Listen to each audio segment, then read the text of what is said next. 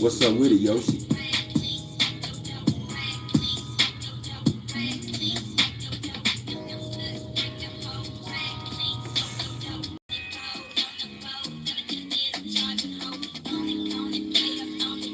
How you doing, Estefani?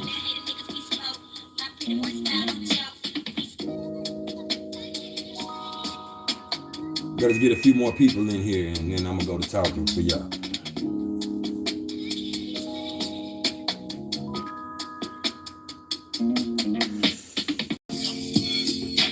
Oh, Cali Love, what's up with it?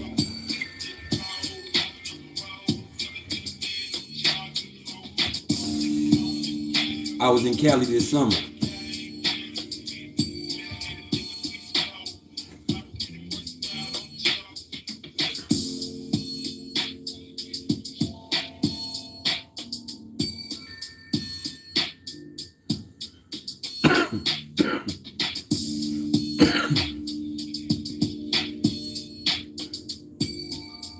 It's all right. It's all right. I loved Cali, but I couldn't live there. I like seeing the different seasons. I love snow.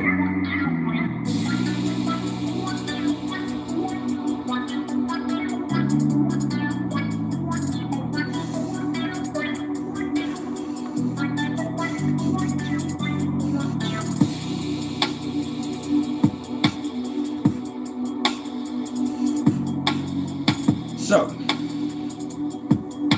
what we got going on cosmically today?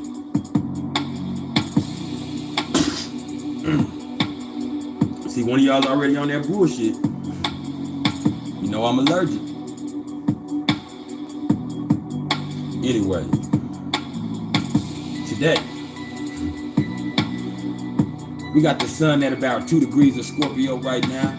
So, it's officially Scorpio season. We got the moon right now at about 26 or 27 degrees of Gemini, and it'll be entering Cancer at about 3 o'clock my time today, so that'll be 2 o'clock West Coast time. That'll be noon East Coast time. I said noon, I'm way off. Y'all need to stop smoking. That's 2 o'clock West Coast time. All right. That's 5 o'clock East Coast time, and that's 4 o'clock Central time. Now I'm right. Play as fuck up.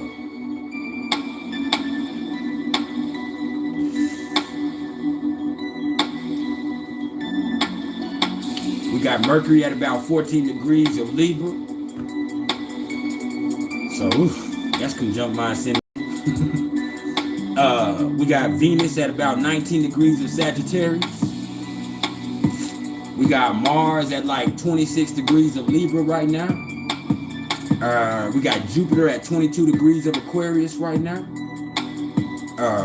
We got Saturn at 7 degrees of Aquarius right now. We got Uranus, who's still in retrograde for a little bit, at 13 degrees of Taurus right now. We got Neptune, who's still in retrograde till December 1st, at 20 degrees of Pisces right now. We got Pluto at 24 degrees of Capricorn right now. We got Chiron at 9 degrees of Gemini right now. And we have the nodes sitting at 1 degree of Gemini and Sagittarius, respectively.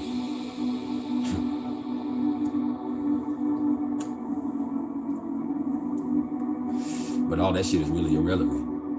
And I'm an astrologer. Because just because you build like that, you ain't got to build like that. It don't matter what the fuck is going on cosmically. You choose whether that shit affects you or not. And I mean that. And we can talk about it. Now, with that in mind, I will tell y'all that the moon, which is in Gemini right now, is forming an exact trine with Mars in Libra right now for the next few hours. And hey, that could increase our passion and, you know, add a little meaning to everything that we do. But it could also make us a little over aggressive, a little over assertive. So let's just be mindful of how we're handling ourselves and how we're handling other people, and make sure that we're being respectful of everybody. And that'll be going on until this afternoon, man. So to be aware is to be alive. We also got this Venus in Sagittarius, like, it's not an exact square, but it's pretty tightly squared, like 1 or 2 degree orb with Neptune in Pisces right now. And that could make us a little more affectionate and a little more idealistic in a sense, which is beautiful. It's extremely beautiful. But it could also make us a lot more gullible. Make us a lot more susceptible to some lying, soul-sucking motherfuckers. So pay attention. Pay attention, man. And this isn't very favorable for making business decisions, this energy right here. But it'll probably do really good when it comes to, you know, doing something creative, you know, stroking that creative sense in yourself. Yeah, doing something to poke at that spirituality when you have Sagittarius and Pisces right there. My Saturn and my Moon form a Sagittarius and Pisces square in my chart, so this energy right here could believer out of it.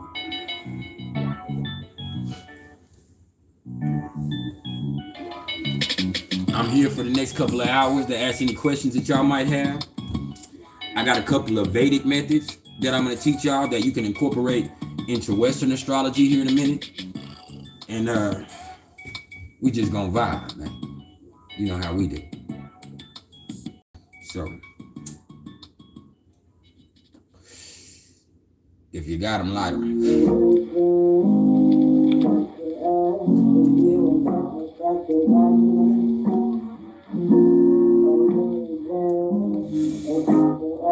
Smile for me.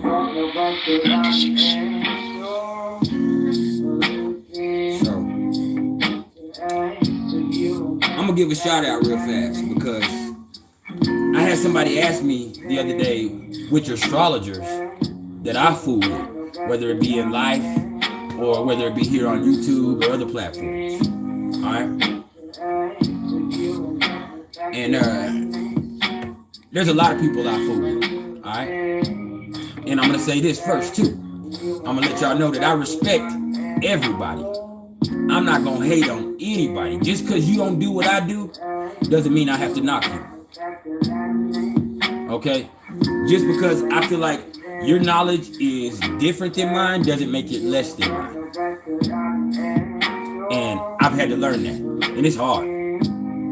I got Mercury in Leo. It's hard for me. But I learned. So, let me tell you. When it comes to Vedic astrology, there's two. But there's one that sets the standard for me. And that's KRS channel. Here on YouTube, anywhere. That's KRS channel. pRiCeLeSs sets the standard when it comes to Vedic astrology. Okay? And that's my opinion. But I fool with that. I also fool with Astrologers. But, hey. KRS, pRiCeLeSs is that dude. And I'm a student of his. When it comes to Western, there's a lot of people that I fool with that I came up watching, you know. You got to give a shout out to people like Edward Leonard. People don't talk about Edward Leonard. Edward Leonard is an extremely knowledgeable astrologer here on YouTube, man. If you pay attention, there's not too many that can get straight to the facts like Edward Leonard. Who else is there? Gemini Brown is awesome. Who else is awesome? Uncle Fernando. A lot of what I do is showing love to Uncle Fernando. Me and him aren't the same, but I've learned a lot from him. All right, Fernando brought home. You got, hey, who else we got? My mind is going blank now. You got Dr. Honey, who's awesome. I mean, awesome. You got Butterfly to Life, amazing astrologer. One of the most well-known, best kept secrets here on YouTube. And see, most people ain't gonna give other astrologers props. They want you to watch their channel, and I do want you to watch my channel, but I'm also gonna pay homage. Okay? I'm also gonna pay homage. And everybody I don't fool with, I see what they doing and I respect them. So, there's a lot of popular people that I'm not gonna speak on, and that's because I don't necessarily, that ain't my cup of tea. But much love to them. Who else is there, man? There's more. I'm leaving out some really important people here.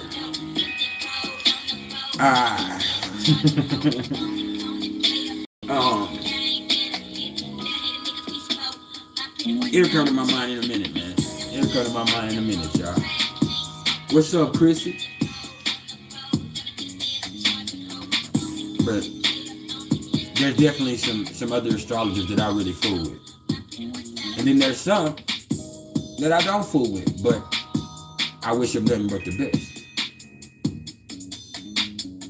This is not a song, Official Goldfish. These are beats. Some I made, some I didn't make.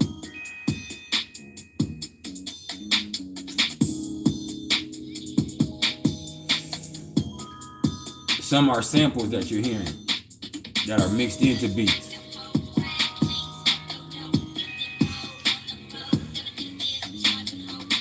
Yeah.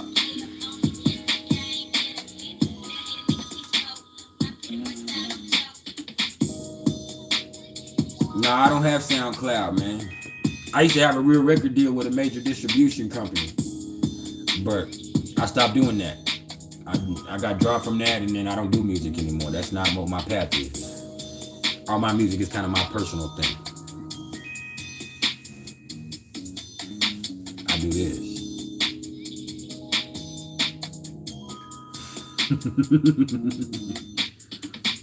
So, you are exactly right, Yoshi. Yoshi made me forget. I don't know about Scorpio Sun, Scorpio Moon. And I can't prop somebody I don't know about. But Hannah is extremely on point. I appreciate it, Yoshi.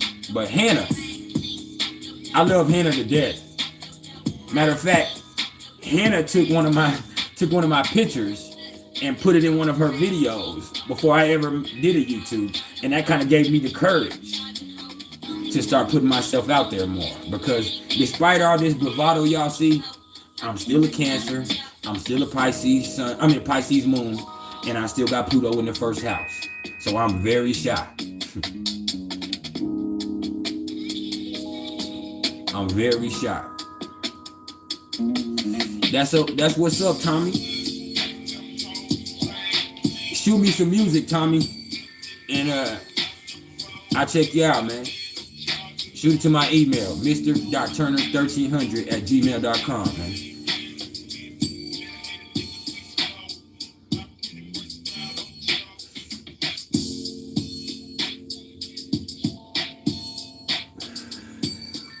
See, I'm the type of person that I'm shy, but I'm not quiet. You get what I'm saying?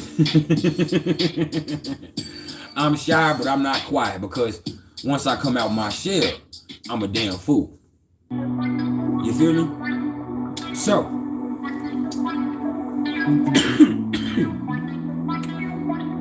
speaking of some of my favorite astrologers, I was seeing tHrU or KRS channel talk about something yesterday that really kind of blew my mind, y'all. Because I've been watching Manifest, right? And I love it, of course. I finished it or whatever. And I'm watching Manifest, and I'm wondering, why did they make this show? I'm watching American Horror Story, and I'm wondering, why are they showing us these things about aliens, even though these are just TV shows? Like I told y'all before, they tell y'all shit. They show you shit and play like it's a joke. But nah, they ain't joking. They telling your ass the truth. Okay? Like we've already spoke about. They've already admitted in the CIA document that I have that we live in an energy hologram, whatever that is. Okay? I'm listening to tHrU, and he starts talking about how time slips and how the missing 411, if y'all know what that is.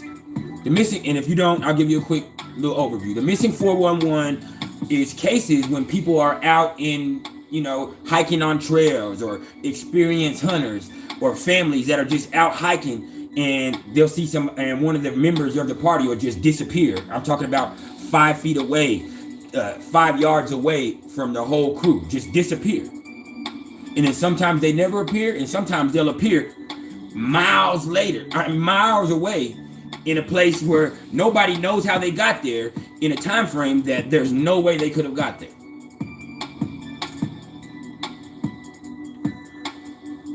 So they're talking about all this shit, and then tHrU is saying how all of this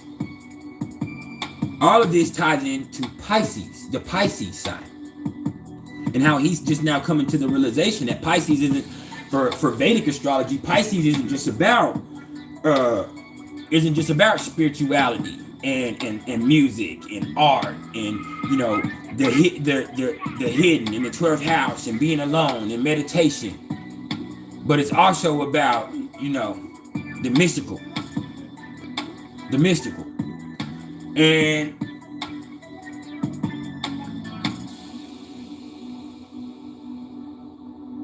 what's a stand user? You gotta be tripping out, Tommy. I don't know what you're talking about. But anyway, I'm listening to him say this. I'm listening to all of this, and it all started to make sense to me. The government telling us that, UFOs, they can't explain UFOs. Them all of a sudden acknowledging it in a major way. The article that I told y'all about the other day, that is referring to, which was a CNN article that was saying that basically they were trying to warm us up to the fact that we live in a simulation, saying that, hey, living in a simulation is the best case scenario for us. Because, hey, if we're living in a simulation, we don't have to worry about some type of disaster killing us all. We don't have to worry about the sun blowing up because we're in a simulation. Whoever has it under control has it under control, right? This is a CNN article. All right? This is a CNN article. They tell us about the energy hologram. They got these TV shows. They have all this shit. The whole world is enamored with spirituality and astrology and chakras and human design and personality types. Like the whole world, spirituality is cool now. What's up, Mr. Nobody? Spirituality is cool now. Well, look at this, y'all. Neptune is going to be in Pisces for a while now. In the time that Neptune is in Pisces still, Jupiter, Saturn will also slide into Pisces. Talk about the age of Aquarius. Hey.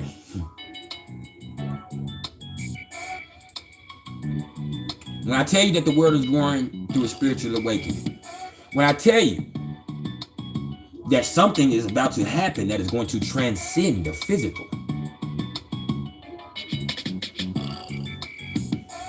Don't say I told you so. Hey, if y'all here, y'all need to be hitting the like button, man. If y'all fool with me on any level, please hit that like button for me and help me get out on this algorithm, man. But yeah, I'm not into predictions, but when I hear someone that is an avid Vedic astrologer talk about these type of things, someone that I definitely put stock in their opinion, like pRiCeLeSs, like KRS, it makes me do my own research. So since hearing him talk about that, I've searched my spirituality. Okay, I've read up on some more things, and I really do feel like we're headed for some type of big revelation here soon. That's gonna really change the game. But even in that, you can't believe shit they say. You can't. You can't, because Neptune's in Pisces. Smoke and mirrors, man. Smoke and mirrors. And at the end of the day, just remember that. What's up, Keisha? Hey, man. If y'all don't fool with Cosmic Moon Tarot, y'all need to. Straight up. But there's definitely a shift happening. And you see, Capricorn is earth energy. It's all physical. Okay? Aquarius is metaphysical.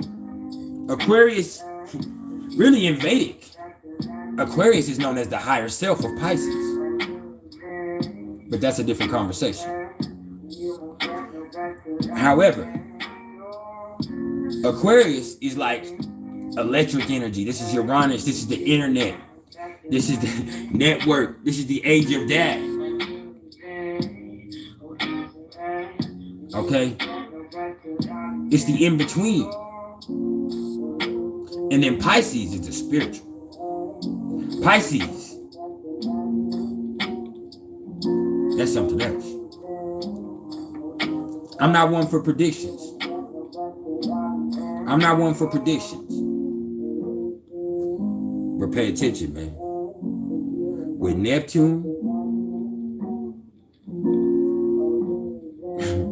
Saturn, Jupiter gonna be in Pisces here in the next few years all together.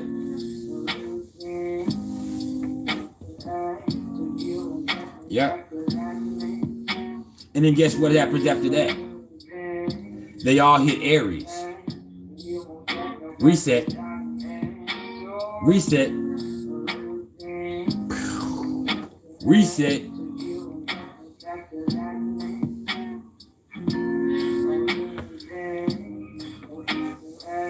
Pay attention, man. I'm trying to tell y'all, man. The government is pimps. They pimps. They pimps. They gonna tell you the truth in a way that you won't believe it. They ain't gotta lie to you. You think they're lying to you, but they ain't gotta lie to you. They will tell you the truth, man, and you won't believe it. I'm telling you. I used to be fucking off when I was young. I'd be fucking off in my relationship, right?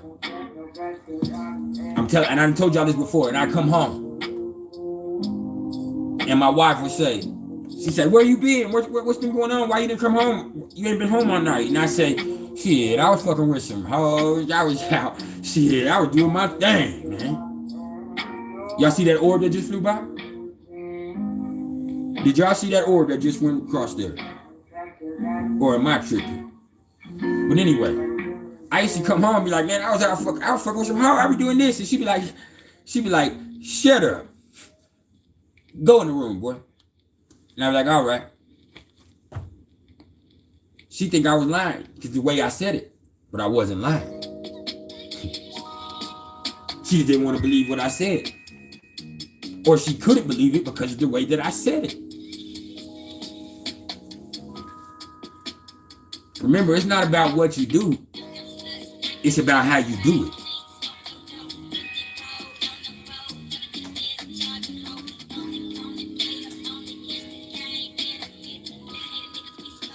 Yeah, I seen The Truman Show, bro. It's one of my favorite movies. You got to pay attention to Jim Carrey, man. Jim Carrey is a very enlightened individual.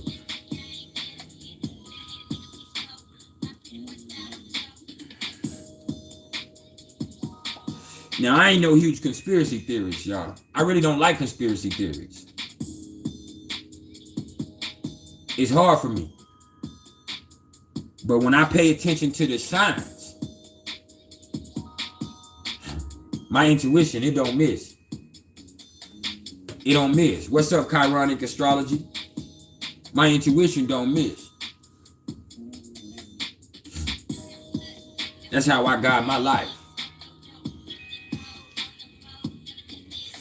Plus, I got Neptune and Uranus in the 3rd house. I'm a Cancer sun. I'm a Pisces moon. I got Pluto in the 1st. I can feel it.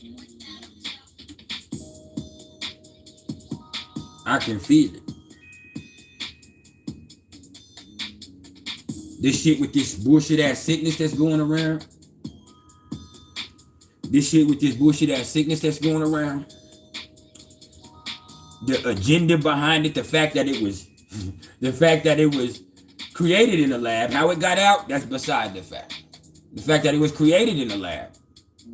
Now the same labs are trying to force something else on you to remedy the same shit that came out of those labs.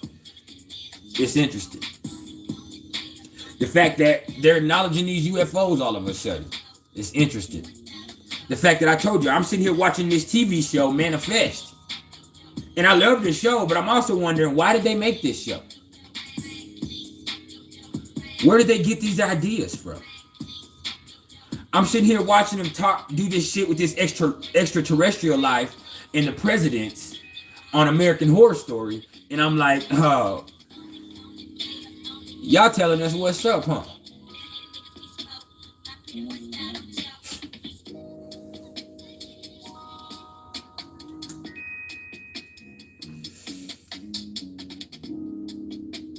If I look at my girl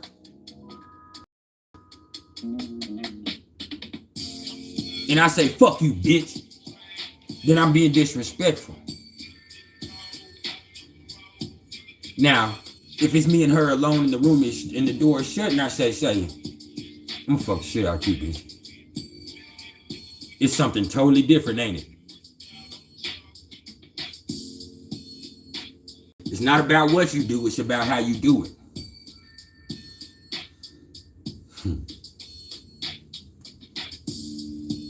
Pay attention, man.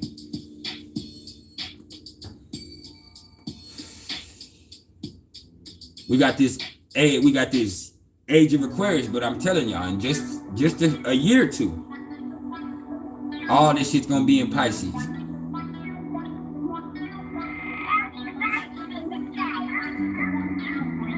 What happens when the sun, the moon, Venus, Mars, Mercury, Jupiter, Saturn are all in Pisces?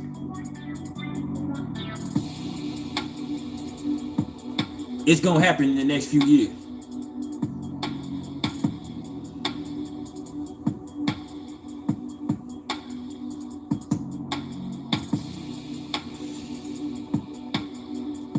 World peace, maybe, Chironic Astrology.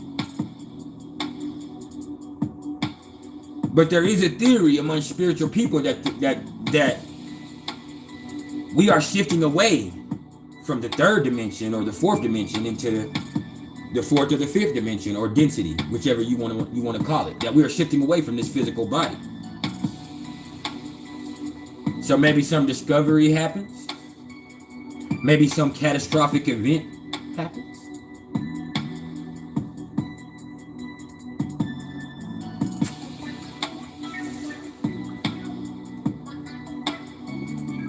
Something.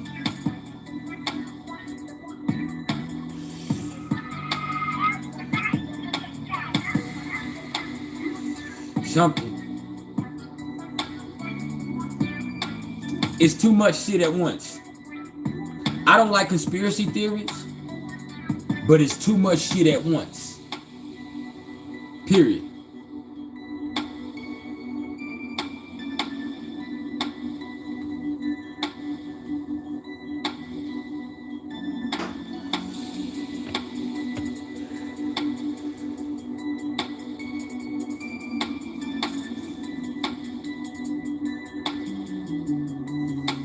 Pay attention. Why is spirituality so cool all of a sudden? Why we got so many people out here faking the funk?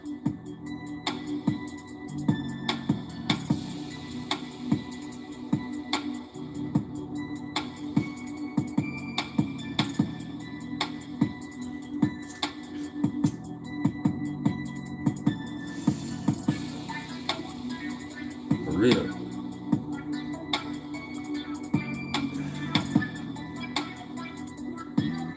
Yeah, Jupiter will be in Aries by the end of 2022, but it will retrograde back into Pisces.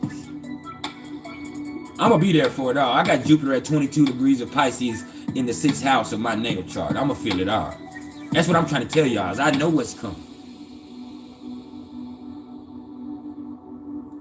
I can feel it in my gut.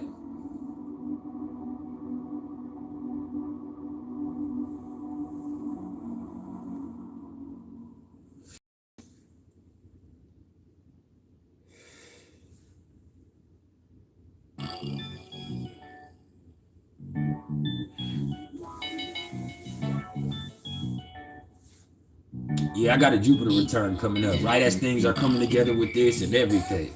You know what I'm saying? Yeah. But right now, I'm having a Black Moon Lilith return. Exactly.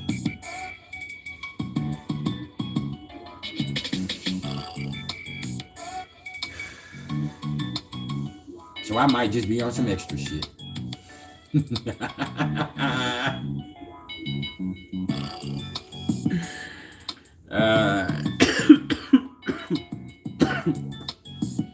I got Mercury exactly conjunct my ascendant for the 3rd time in the last month and a half. And I'm having an exact Black Moon Lilith return right now. Conjunct my natal Black Moon Lilith in my 8th house.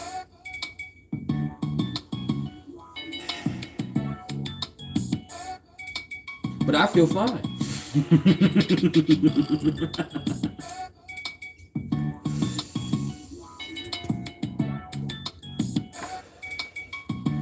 Yeah, I got Lilith in the 8th house.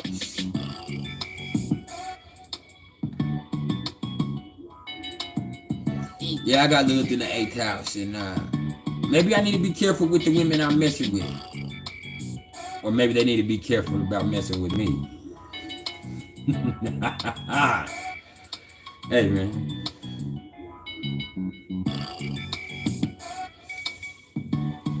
Don't let the smooth taste fool you.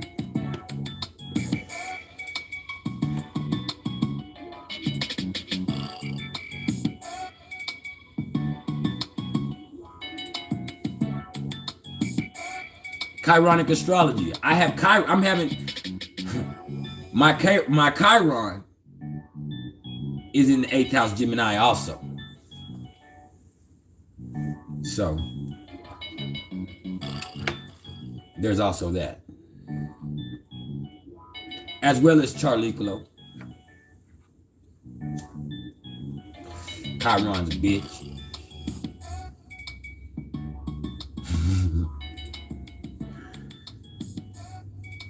So I probably ain't gonna behave today. Y'all quiet today though.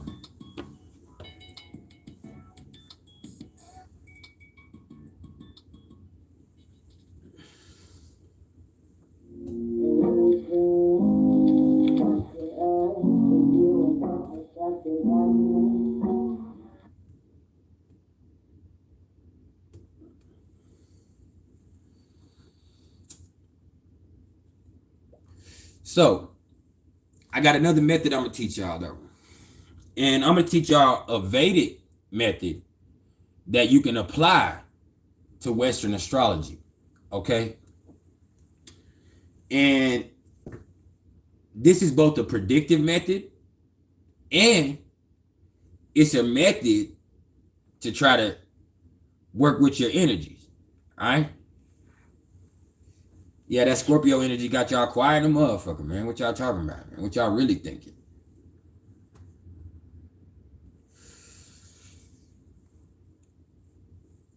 And YouTube might not be showing all the comments. YouTube might not be showing all the comments. But either way. But I'm going to teach y'all the Vedic method on how to activate your luck. And also feed your houses in astrology. And it's a Vedic method that goes way, I'm talking about back thousands of years. What's up, Glam Diva? And I appreciate the love you showed last time, Glam Diva. But it's also something that I feel like you could definitely apply to Western astrology because I can see it in my own chart. All right? And it's easy. What's cracking, OG Stepper? And all right. So when you're talking about luck in astrology, period, whether it be Western, or Vedic, or tropical or sidereal, which is the same thing as Western or Vedic, except sidereal is the way, when people say sidereal astrology, that does not necessarily mean Vedic, okay? Sidereal is a way of interpreting a chart. Vedic is a system, an astrological system. So you can read a circle chart sidereal, all right? But Vedic is squares. And it's different. Vedic is a whole different realm of spirituality where you're searching for Kundalini or awakening. What's up with it? Good morning, Ember. So, in any astrology, the 9th house is where luck lies. Okay? So, if you're going to look at your ascendant, 9th from your ascendant, your 9th house, that's where your actual luck is. That's where you're going to find your lucky experiences. Whatever planet you have there, that's there. Now, you know what feeds that luck in that 9th house is the 9th from the 9th, the 5th house. Okay? Which is interesting because for me, my sun is in the 9th house. My moon is in the 5th house in a trine, a water trine, with my 1st house, with Pluto. So that represents my grand water trine. There is my luck, my actual me and my positivity. That trine that's there. That's my luck. Okay? Now, if you want to look at it from a material sense, all right? Hey, if y'all here and y'all ain't hit that like button because this free game right here. If you want to look at it from a material sense, look at the 2nd house. All right? Well, 9th from the 2nd house is the 10th house. All right? So the 10th house feeds the 2nd house, of course. Doesn't that make sense? And then look. 9th from the 10th house is the 6th house. Pay attention now. 9th from the 6th house. 9th from the 10th house is the 6th house.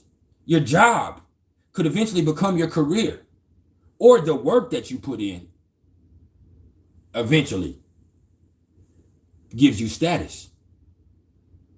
You feel me? And both of those bring you luck in that arena. I'll talk about that. I have to know what house it's in, Candace Miller. You feel me, y'all? And then look, if you want to look at it from a spiritual sense, 9th from the 12th house is the 8th house. Don't that make sense?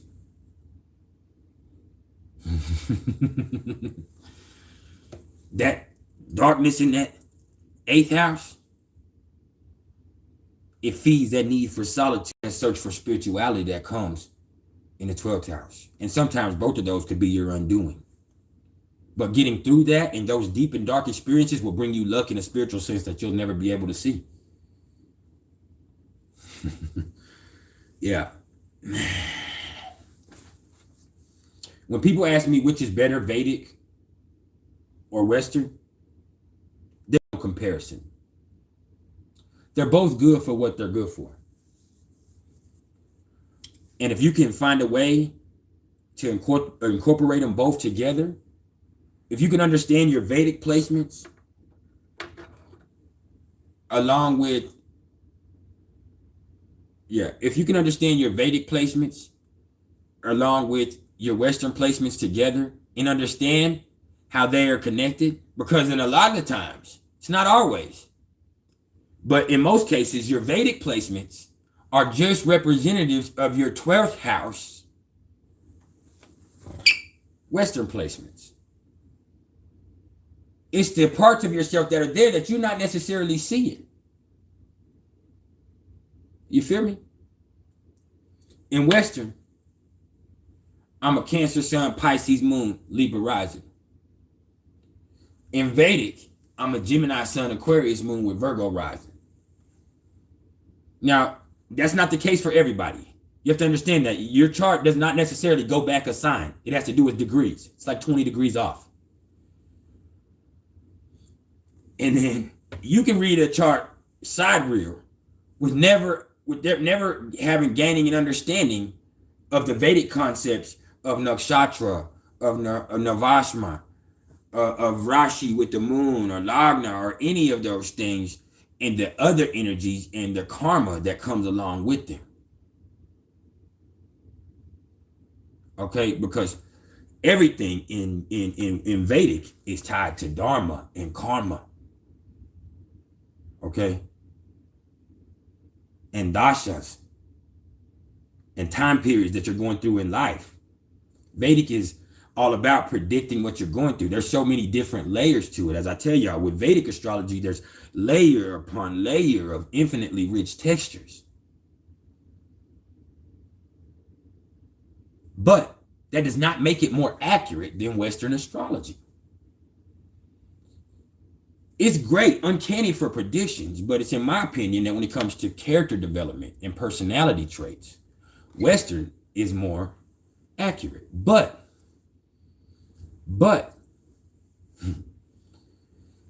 I live in the Western Hemisphere, and that makes a difference. When you cross that prime meridian, things are way different. Understand that. Like your lunar nakshatra, like I see Cesar talk about your lunar nakshatra. In Vedic astrology, my lunar nakshatra is Shatabisha nakshatra. It's the 100 healers or 100 lovers. It's Aquarius energy, but Vedic Aquarius is not the same as Aquarius. Like I said, in Vedic, Aquarius is the higher self of Pisces. Shatabisha nakshatra is ruled by the god Varuna. And see, the thing about Varuna is Varuna used to be the god of all gods, taken down a peg. He got himself in trouble and got humbled. If I want to look at my numerology, I have a karmic debt number 19 in my numerology. It would say that I had a lot of power and I misused that power. So in this life, my life path 11 is about having all the talents I have, but still using it to bring healing to people.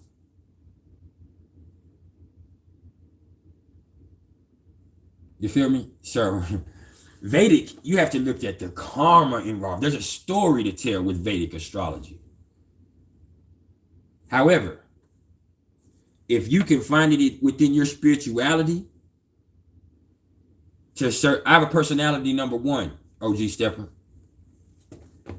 But if you can find it within your, if you can find it within your personality, I mean within your spirituality to incorporate the two, hey, it can be beastly. We can be beastly.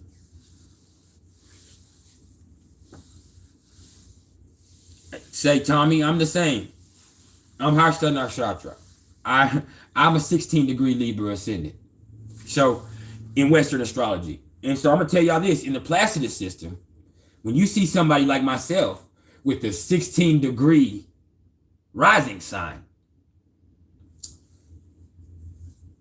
that means that all of my houses are split right down the middle. That's why I'm what they would call a true cusp person. Half of my first house is split right down the middle between Libra and Scorpio.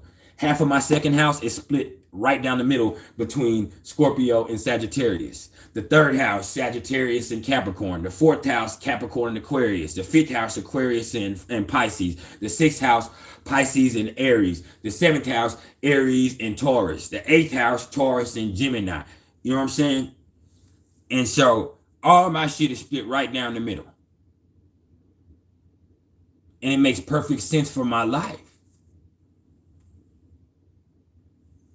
That's why I'm going to tell y'all now.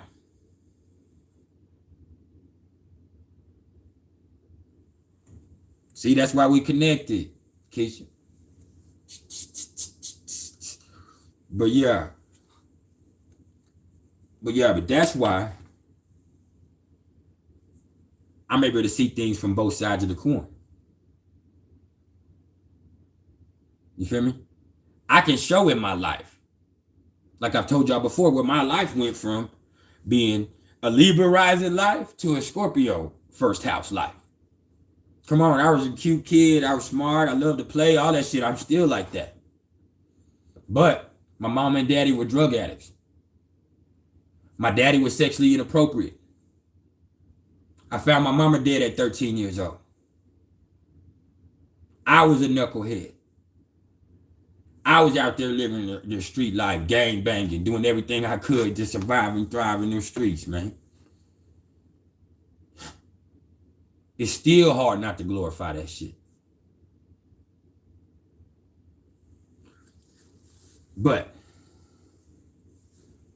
that's how it goes. I can see in my life in the second house where I went from making my money in a Scorpio type way, which I was just talking about, whether it be in them streets doing the dark, dirty deeds, or whether it's just me being who I am and letting somebody else sit up and take care of me. That's Scorpio energy too. When I started speaking my truth after my Saturn return, and I started doing what I do right here with y'all,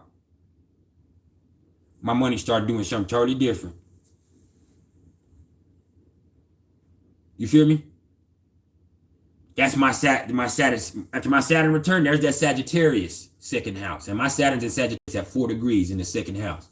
Cancer degrees too, and I'm a Cancer. Juno's there too. Exactly, conjunct that. And then my third house, like I told y'all, my sisters. One's a Sagittarius. There's my Uranus in Sagittarius in my third house. The other one, she's a Pisces moon, but her daddy's my daddy. Her mom was our next door neighbor. That's Capricorn. My dad's a Capricorn moon. That moon connects us. I'm a Pisces moon. She's a Pisces moon, but our daddy is a Capricorn moon. That's Neptune and Capricorn in the third house. Neptune, Pisces, Capricorn, it's all there. In the fourth house, once again, you know what I'm saying? Like I got Mars and Capricorn in the fourth house. I've always been the boss of my household. No matter how sensitive and I am everywhere else, right here, I'm daddy. Right here, I'm going to handle my business. I always have.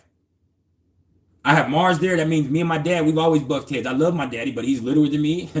He's always called me dad. I've always been the dominant personality within my household since I was a little kid. That's Mars and Capricorn in the fourth house right there. My daddy calls me daddy. Still to this day. Always has since I was born. My dad has always called me daddy. I've been more mature than my daddy as long as I can remember. I've been drinking beer with my daddy as long as I can remember. Like that's what it is. Now, that Aquarius in the fourth house. Who knows what's happened with my family? My mama passed on. After that, my uncle, who was an Aquarius, I had to stay with. And all kinds of things happened. It's kind of been, the community raised me. That's the Aquarius is the community. The community raised me. You feel me? So it's just, I'm not going to go through the whole spiel for y'all, but I could. And I've done it for y'all on one of my live videos here recently. Like, it's that easy for you to see that. But if I want to flip the script and look at it from a Vedic perspective, I could definitely see, you know, how critical I am. I can't see me in stature or looking like a Virgo rising, because I don't look like a Virgo rising. I'm too tall. I'm too big. And, you know, I'm not skinny enough either. But that right there. But I could definitely see it because Virgo is my 12th house. I'm very critical. I'm one of the smartest people I know. You feel me? Like, that's me. Now, I could also see me being a Gemini sun and Aquarius moon. Once again, that speaks to my brains. That also speaks, that Aquarius moon speaks to me being an introvert, and the Gemini sun speaks to y'all know me being the clown that I am and being able to communicate as effectively as I can. So when you're able to look at things from a spiritual perspective and see past your own ass, you can see how you could incorporate both. So don't never let anybody tell you that one is better than the other. Ever. Ever.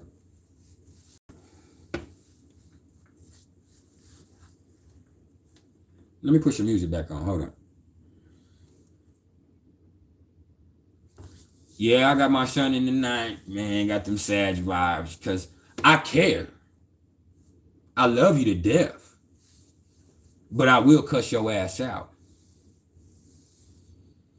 And I got my moon in Pisces. Y'all see me smoking big, smoking big. Y'all see me doing my music thing. Y'all heard me rap. Y'all know I got skills to pay the bills. I'm definitely a reformed hoe. You know what I'm saying? I'm definitely a reformed hoe. You know, what's up, John here? I'm always gonna come through. There's a lot to it.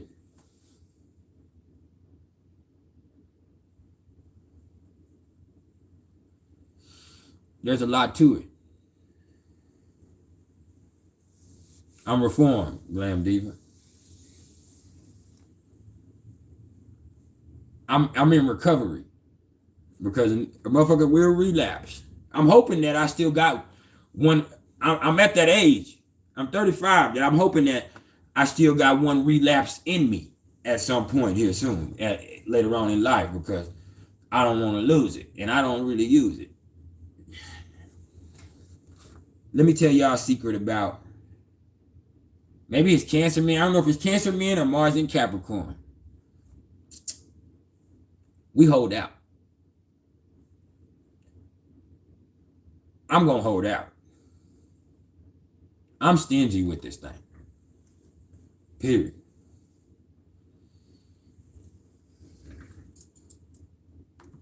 I'm stingy with it. This ain't for everybody. One, it ain't for everybody. And two, everybody can't handle it. Three,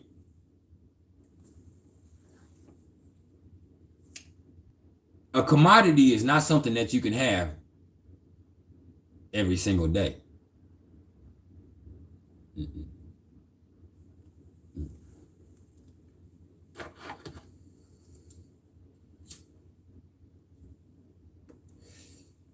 I got control of this situation. I think that's a Mars and Capricorn thing. Maybe a Pluto in the first house thing. But I got control of this situation. Yeah, my PayPal's still the same, Keisha.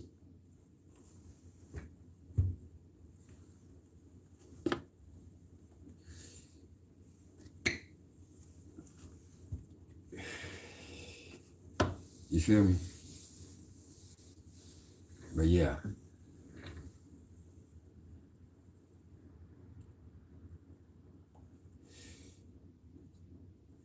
Yeah. So what y'all got for me today?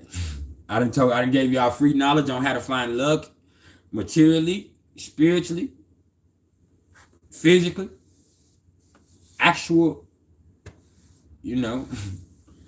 I show you how the houses feed each other Vedically and how you can use that.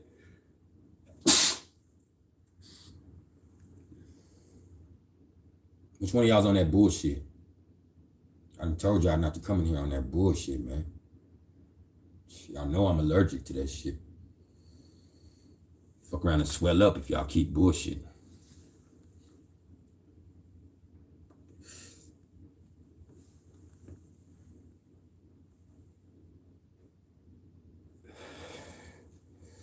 Shanti88, yes, I can use midpoints. There's a lot of different topics, Jahir. We're just talking right now. I was talking about incorporating Vedic and Western astrology together. My eye's fucked up. I got some smoke in my eye. And then I went off on some type of tangent that I can't even think about what I was talking about. Because, well, the fact of the matter is, I'm hot. And I'm an INFJ personality type. Like, talking in a straight line is extremely difficult for me.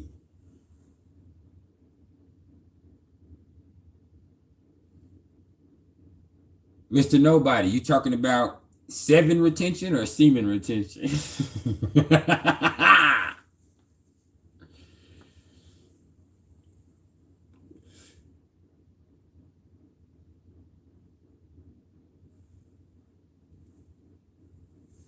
Damn, my eye fucked up. I think my contact came out.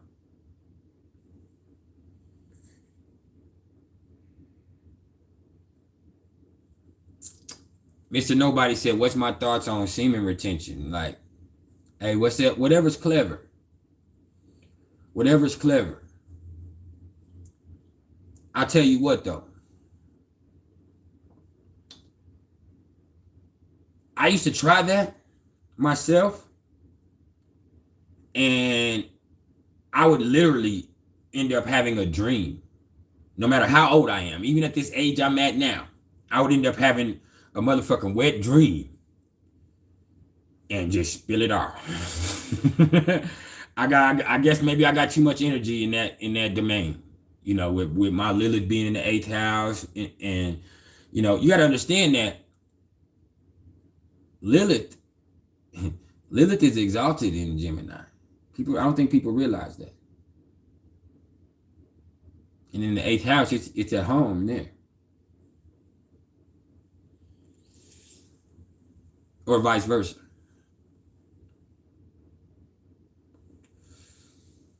I'm an INFJ, Chanel. But yeah, I don't know about semen retention. I feel like that could probably be really awesome for people if they could, but my body is not capable of that. After about 3 weeks, maybe a month, I will literally have a dream. Anyway.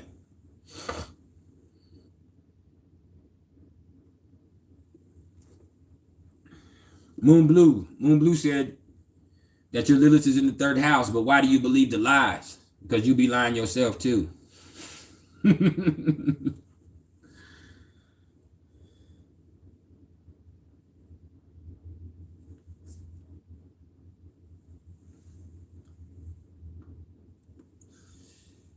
Yeah, man. Stop lying.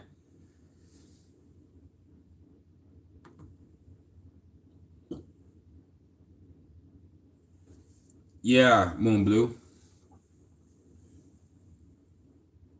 Me either.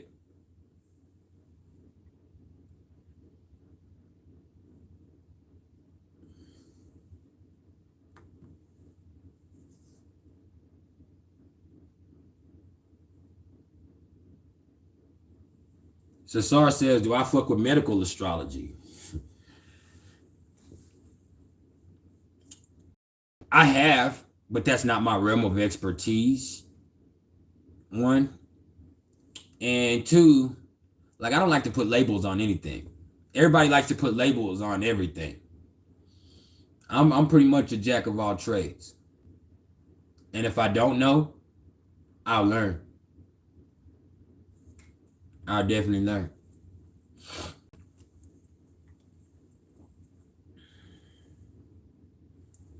Yeah, Jahir, that semen retention thing is some new shit. It got to be some new shit.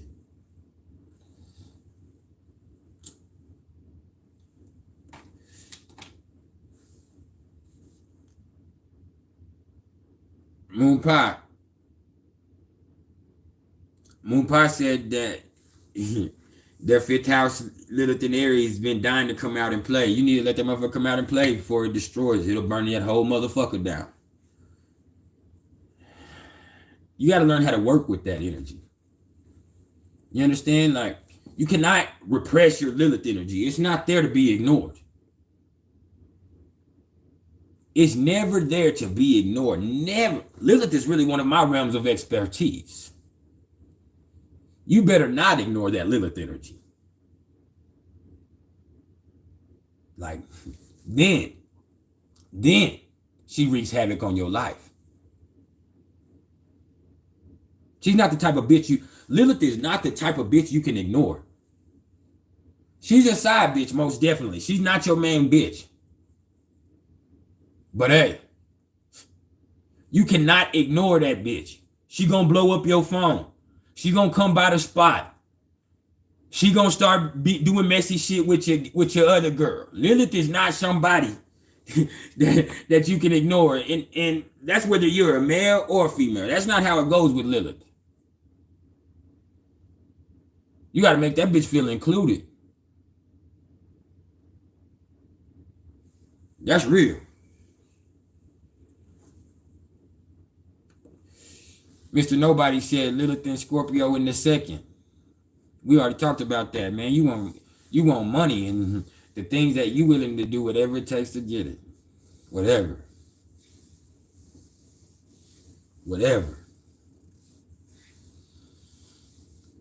Lilith and Sagittarius in the second house. It's almost the same thing, but you willing to go as far as you need to go get that bag. Lilith and Scorpio is willing to do whatever it takes, go as nasty, go as deep as it goes. That Lilith and Sag, you willing to go as far as it takes. Gemini midheaven, OG stepper, like your versatility is everything. Your ability to communicate is everything. But you need to make sure that you're being honest with people. Because with a Gemini midheaven, people might not always, take your word for what it is. You got to show them.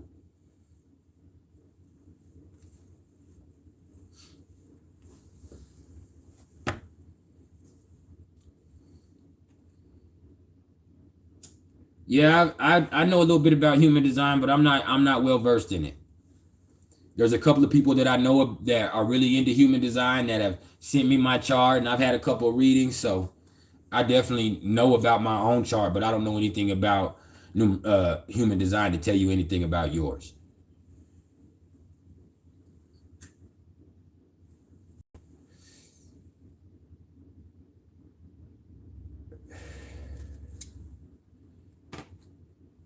You love to put in that word. I believe it. I need to put some music on, man. This shit have got too quiet. Hold on.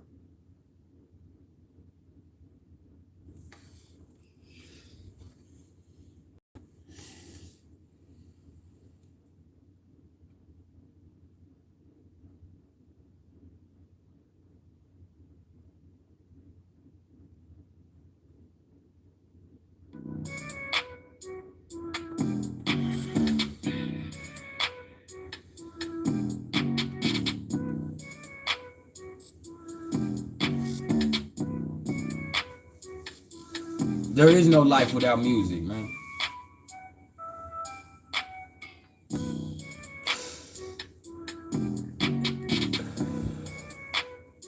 Sun sextile moon. My opinion on sun sextile moon is that you're really comfortable with yourself. And like you built to make it through whatever you need to make it through. Like when you have the sun sextile to the moon, like you have enough of whatever you need to get the job done. You get what I'm saying? Like that's one of the best aspects to have, in my opinion. Because like you know that more will never be placed on you than you can bear. And when sun is sexed out to the moon, like you're able to keep going and keep going and keep going against insurmountable odds because you know who you are. You know what you're about.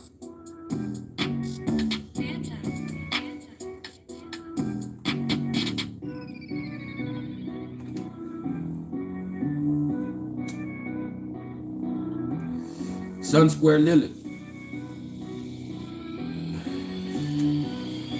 With Sun square Lilith, man, like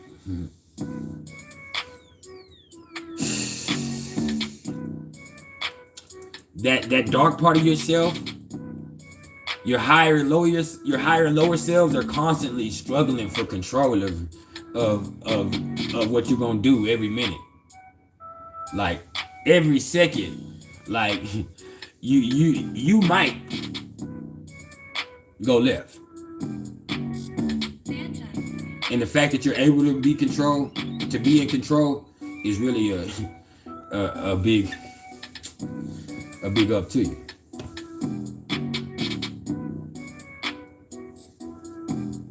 Moon conjunct Jupiter in the 12th house. You got a guardian angel. And anytime that like you're by yourself and you're able to be in total solitude and get away from everybody else's energy and expectations, like you're going to be able to get some spiritual downloads that are out of this world. You are tuned in to the divine in a way that nobody could ever imagine. Moon conjunct Jupiter in the 12th house is a main line to the divine. And with it being in Sagittarius, like you ain't got to call on God. You can walk right up to his desk.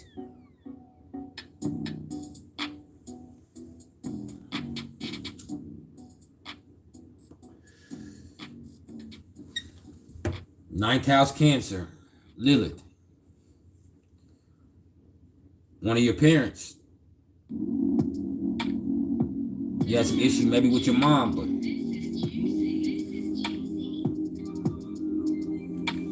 and you struggle with a lack of faith. Even though you're a very spiritual person, it's because of what you've seen, Keisha. Faith is something else. You struggle with a lack of faith sometimes. And it affects your ability to really be there.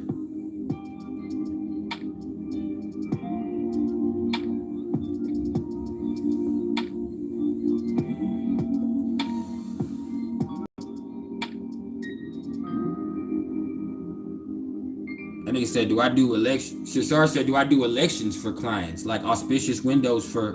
No, I don't do predictions. I think you're asking about predictions. No, I absolutely do not do predictions. But I will say this. Like, there's a whole bunch of terrorists that I know that are awesome at that. I would go to some Vedic astrologers. I'm about character development. I'm about personality traits. I want to help you realize your best self. Okay, I want to help you work on you. I do not want to try to predict what's going to happen to you. Because when I'm wrong, then it might not be a big deal to you.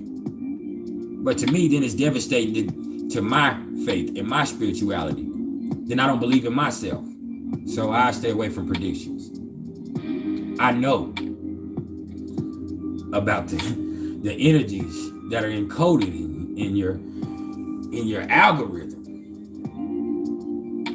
of your astrological signs and placements. I know about the numbers. Women lie, men lie, numbers don't lie.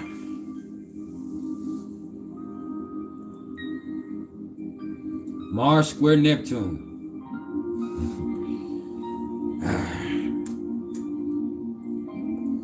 Once again, like, that's a struggle between the spirit and the body, the mind, the soul and the flesh. Mars square Neptune. That's, and that's your desires and everything that you want physically, really going against everything you need spiritually with Mars square to Neptune.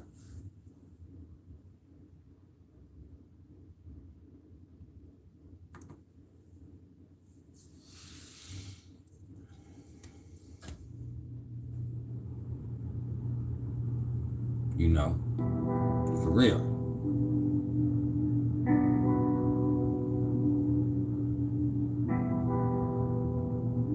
AnSwErS, why you come on there talking like that, man? Saturn in the 8th, trying Neptune in the 4th.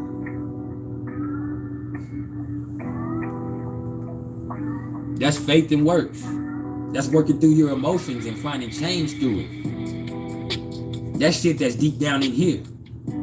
That shit that comes from your family. That's looking towards your spiritual. But it's gonna have to come through some really rough experiences with Saturn being in the 8th. It's gonna have to come through getting your soul ripped out of its place of comfortability. Purchase your track today.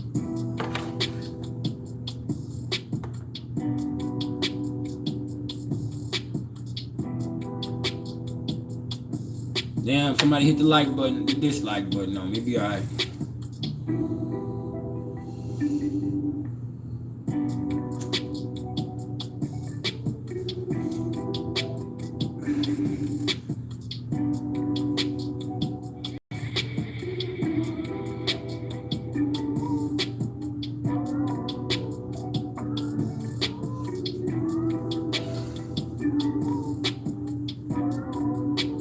Saturn is transiting the 8th and killing everybody that you love, my magic. I'm sorry to hear that.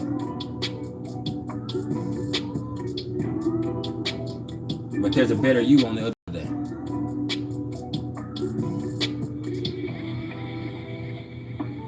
If it don't kill you, you're gonna be strong.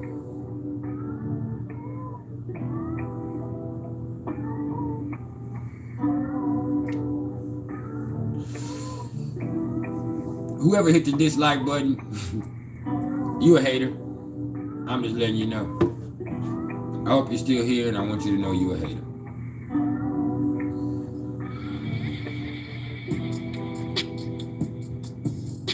Venus opposite to Pluto. Hold up, I see you, Malcolm Wilson. Hold up.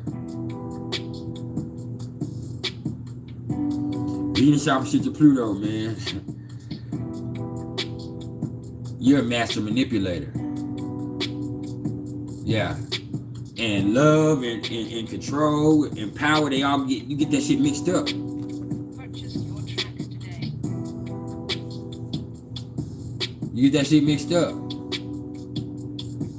And until you deal with the issues inside of yourself, you're gonna always get that shit mixed up and have a constant repetition in your relationships until you work on you.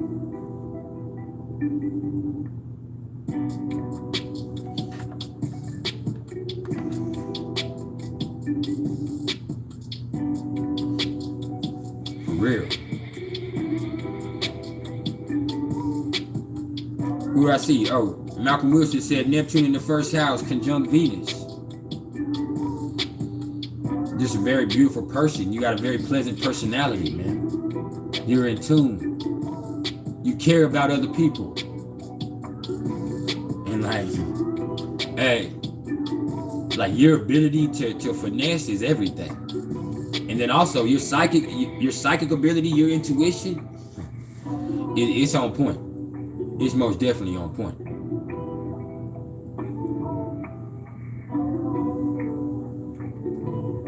Hold up, y'all.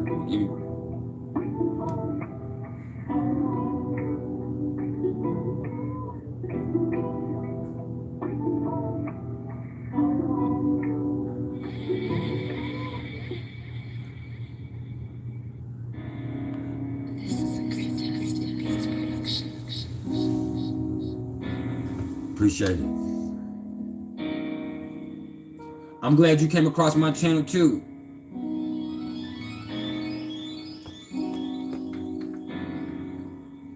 My magic.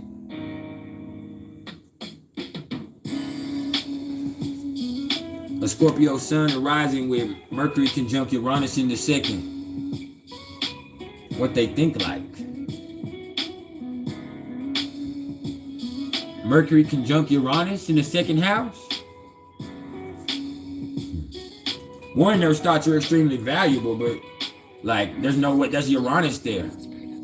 They think intuitively. They think different than everybody else. They think brilliantly. They don't need a long reasoning process. They know things that they don't even know. Like shit, the right phrase or answer can come to them in an instant with Mercury conjunct Uranus. Like, for real. And if they're able to harness that erraticity, hey, they could really make a big profit from that.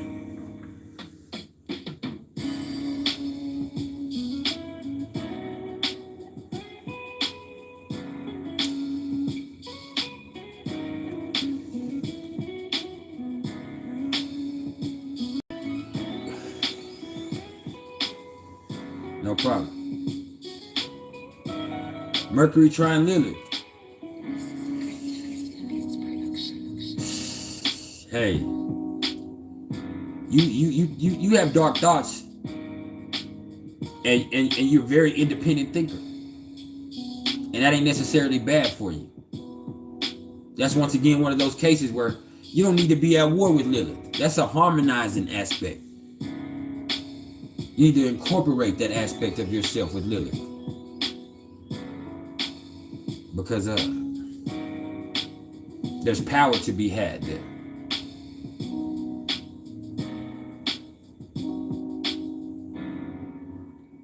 How can you contribute to what I have going on? The link to my PayPal and my Cash App are in the description of the video right here. Or you can hit the super chat right there, which I prefer you to hit my Cash App or my PayPal because it goes straight to me. If you hit the super chat, YouTube is gonna take their cut, and that's cool too.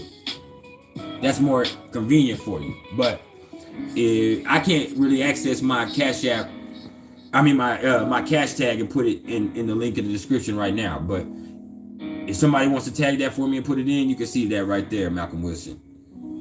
And nothing is expected, but everything is appreciated, man, because I'm here to show love to y'all, man.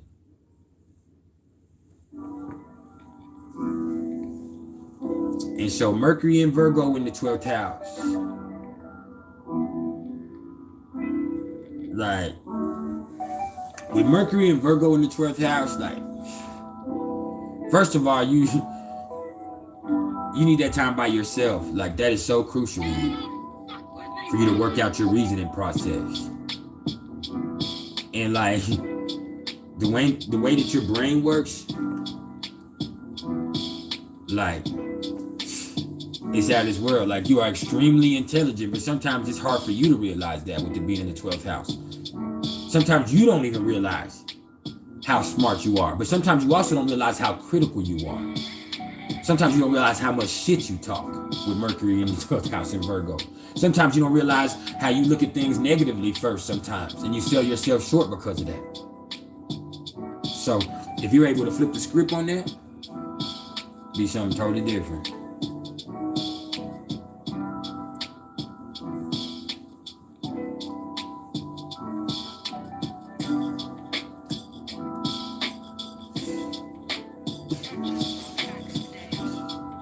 For real. Saturn square Neptune. You care what people think too much. And like, hey, it makes you sell yourself short. Care what people think too much. For real.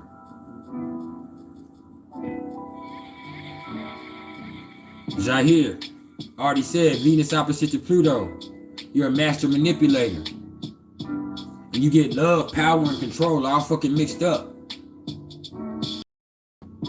For real. And you're gonna be in a constant cycle of repetition in your relationships over and over again until you work on you.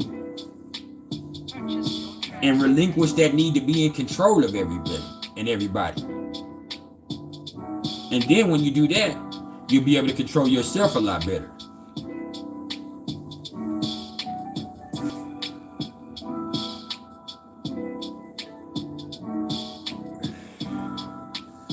Lilith and Taurus in the 8th house. Oh man.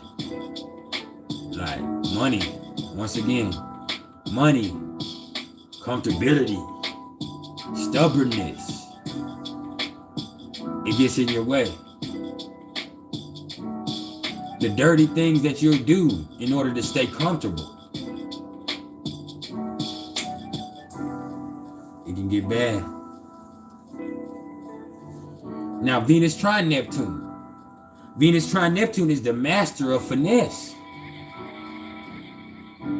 Like, your ability to deal with people and see the best in people makes people want to be their best self with Venus trine to Neptune. You feel me?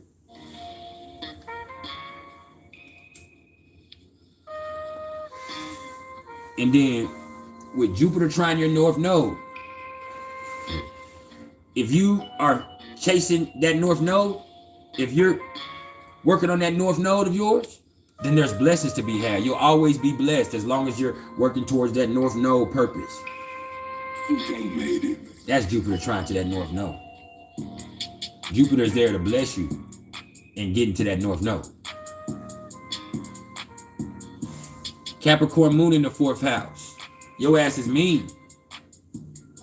And you're competitive. And you're emotional. And you don't like it. So you'd rather just be by yourself. And like, the thing is, like, you're underhandedly competitive with that Capricorn moon, especially with your family members. And in being underhandedly competitive, like, you think you're just bringing the best out of people. But to them, you're being selfish and you're pressing the wrong buttons. And you're kind of cold. Or they feel like you don't care as much as you really do. That moon is in the 4th, so you care so much. You gotta stop pushing people, because not everybody goes as hard as you do like that.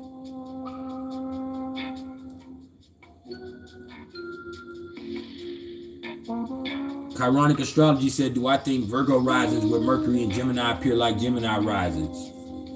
They can, but I just think that's a Mercury rising, period. Like, that's how I would significate that, because Mercury's the chart ruler there in both cases, and most of those people aren't really usually extremely tall people either way it goes. Mercury's different. Like, Virgo risings and Gemini risings are not the same at all.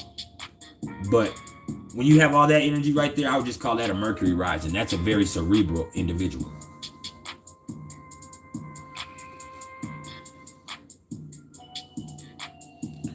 Black moon Lilith and Gemini in the 6th house.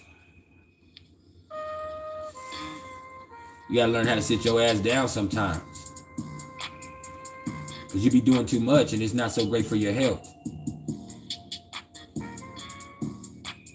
And you keep getting into issues at your job. You gotta work with that shit. Mercury trine to Pluto.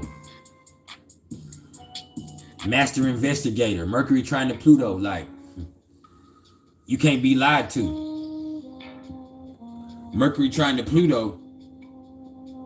You're gonna find out the answer to every question, because you know that there is an answer to every question. You just gotta look for it.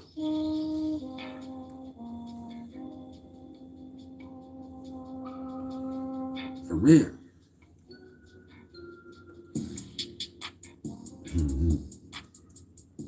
He said, I got Mercury and Aquarius in the 2nd house, 9 houses away from the 6th house. I mean, there's blessings. There's always blessings and curses to be seen in both ways. Mars and Jupiter in Aquarius trine Uranus. Like, you right there, with that right there, like, your network, your ability to network is everything. Like, that's a tremendous blessing right there. And then trying to Uranus, like, you're actually brilliant at networking probably. But you also, and that with Mars there, that's an aggressive networker. Most definitely.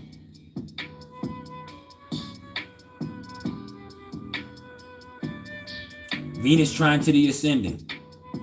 You're just a pleasant person, and you probably are.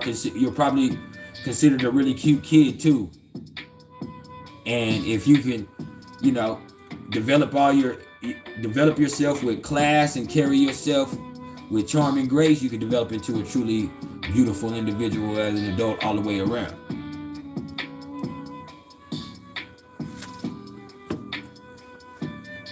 Cancer, Sun, Leo, Moon, Indigo, KBH.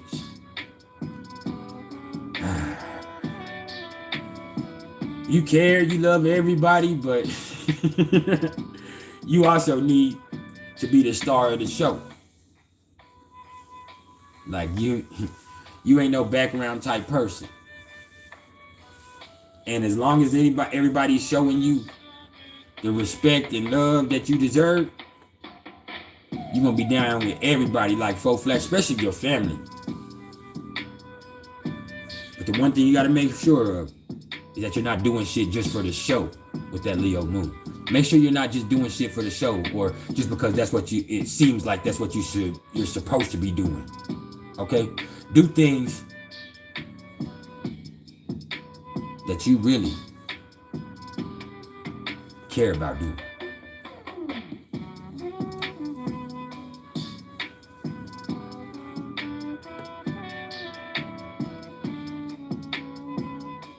How can you activate your Mars in the 10th house?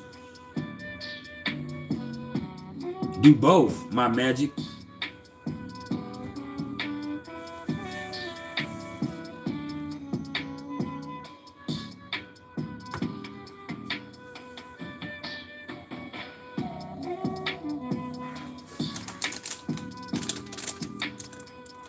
Uranus trying to midheaven.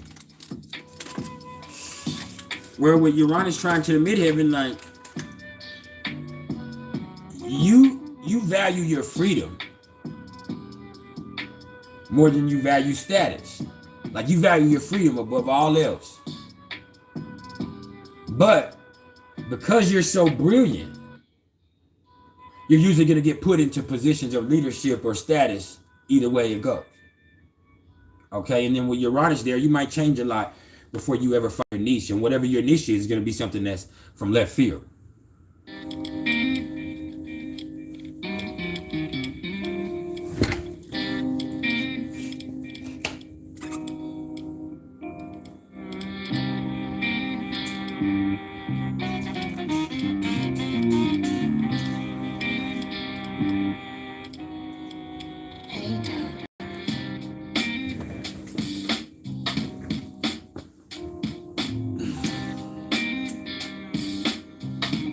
North Node in Cancer in the 8th house.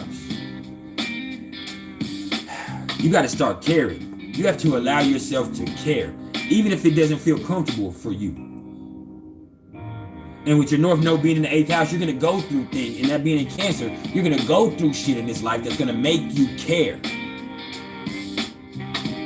Because in past lives or when you were younger, you didn't give a fuck. You was all about one thing, getting some shit done. Whatever that was, you was all about getting some shit done. Nah. You're gonna be forced to go through some shit that makes you show love in this life, Chanel. Chiron and Capricorn in the 4th house. Something happened at home that, you know, it didn't necessarily, it made you not be good at dealing with your emotions, and it also fucked with your ability to focus.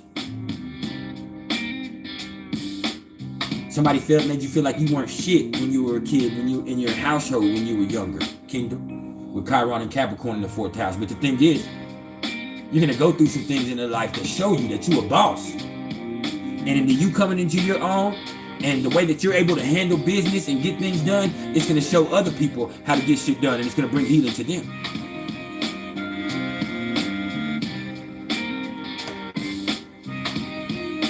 With Mercury trying to Lilith, Mr. Nobody, if you could just be honest, if you could be honest with yourself and other people,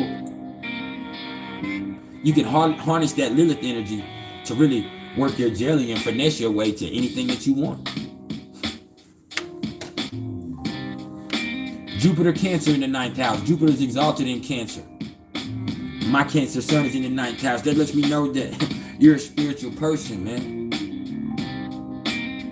You're a spiritual person and you're blessed, man. Your family, you're blessed because of your family. You come from a blessed family.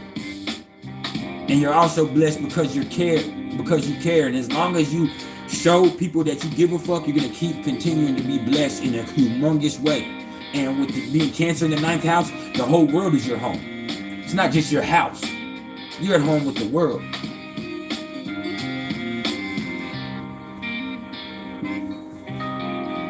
Mars opposite to Saturn. You better learn how to control yourself. Because your temper, you getting into it with authority figures, because you don't like people telling you what to do, it's stopping you from really getting to the heights that you could get to in life with Mars opposite to Saturn. Hit that like button if y'all ain't hit that like button yet for me though. Let me see what else we got. Cancer South Node in the 9th house, Capricorn in the 3rd. You need to be the opposite of me.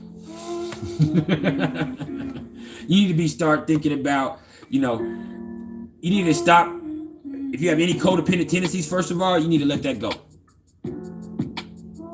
This life with Capricorn, North Node and Capricorn in the 3rd, this life is about using your brain to get something done.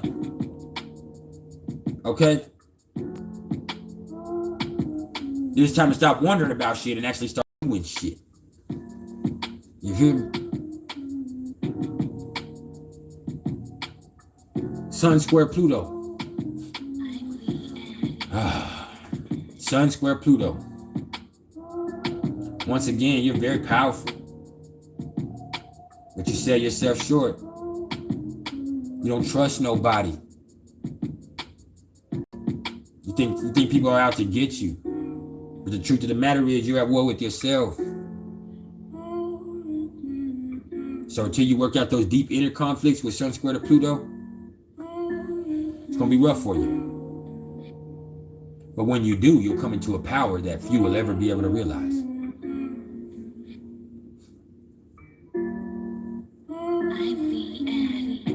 Pluto and Virgo in the 1st house. Extremely magnetic and powerful, and your brain is a weapon. Your brain is a weapon.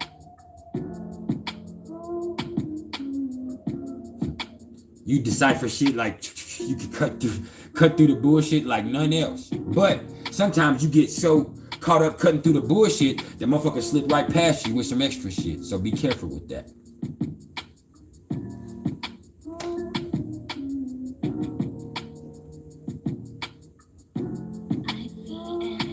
Mr. Nobody said he likes how I can do this shit straight off the dome. This is not me coming straight off the dome. This is me coming straight from my intuition. This is a perfect example of Uranus in the 3rd house or Neptune in the 3rd house. I'm tuned in, baby.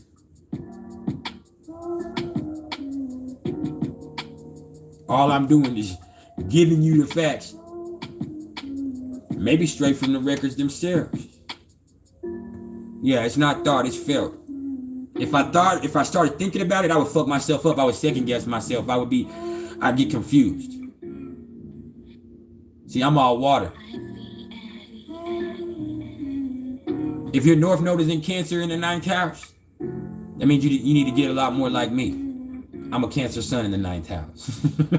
That means you need to start caring. That means you need to find out what life means for you. And then start nurturing other people through that. It's about doing something about it with that cardinality.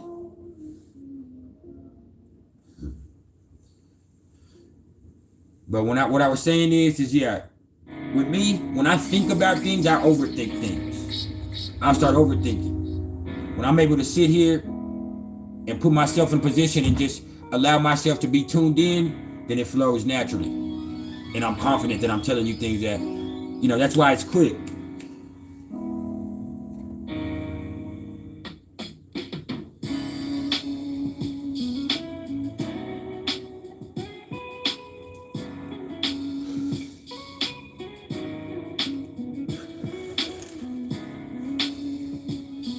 Saturn.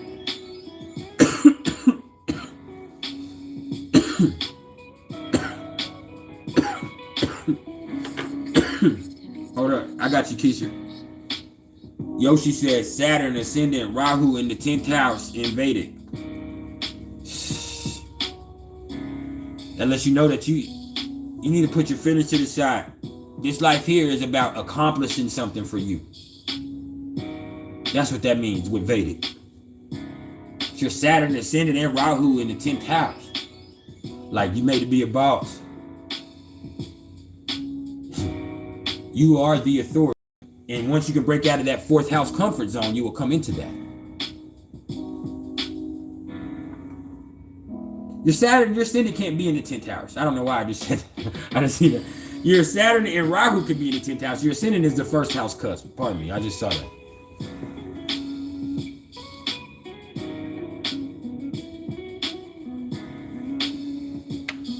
Damn, my magic, you lost your weed. I did. I got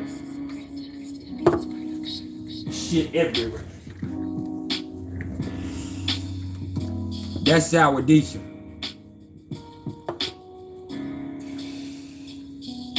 That's Tropicana cookies. That's blood orange.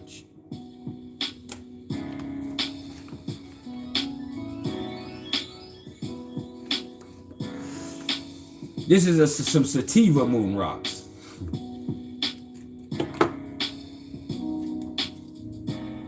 And that right there is an indica moon rocks.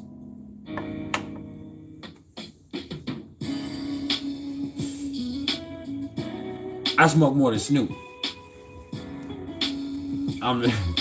It might be that Pisces moon. What's up, Elizabeth? But yeah. Jupiter sextile the North Node. Almost the same thing as I was saying about Jupiter being trine the North Node, man. Like, as long as you're working towards that North Node, you're gonna be blessed. But with a sextile, you have to believe in it a little bit more. Okay, there's a little bit more work to it than the trine. The trine is about allowing it to flow naturally. The sextile, there's going to be a little bit more work to it, but if you're willing to allow yourself to be blessed, then you will be blessed. But the blessings come through working towards that North Node.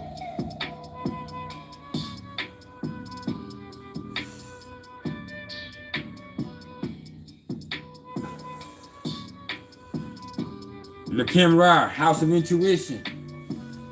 Tomorrow morning, we got our reading. I'm looking forward to our appointment, man. Looking forward to it. I got everything put together. We're gonna talk about it, man.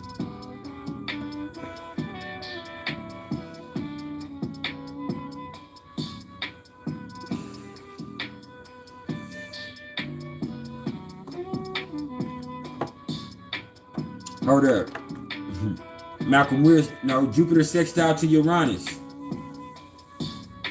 Hey, Jupiter sextile to Uranus, like, you're brilliant. And as long as you are being your individual self,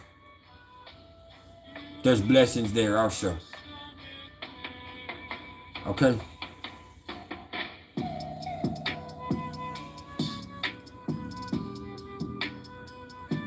All right, Kingdom. All right, Ember said Libra, Sun, Moon, Mercury, Venus, Saturn, all in the 12th house.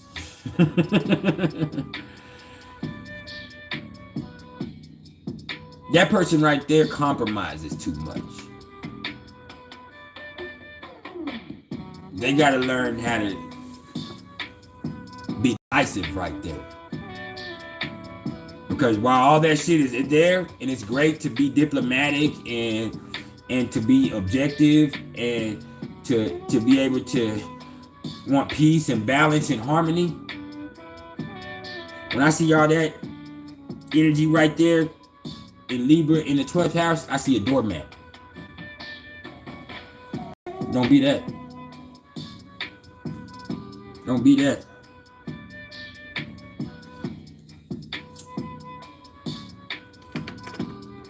Tommy said Leo 10th house. You're looking at Leo 10th house. My Mercury and Venus are in Leo. Oh, you said Juno Leo in the 10th house. Hey, that means that you would benefit from being a lot like myself. You would benefit. I'm just playing with you, but for real though, you would benefit from being involved with somebody like myself. See, I have Mercury and Venus in Leo in the 10th house. You feel me? But I'm a Cancer midheaven.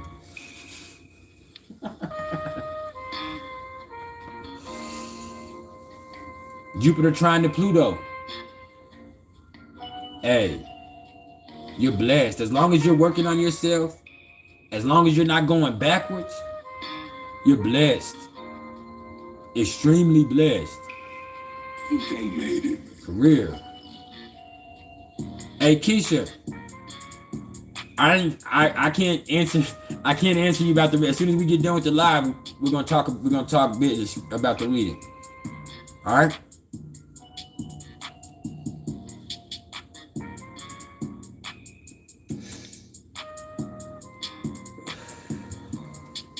Moon trine to Mars.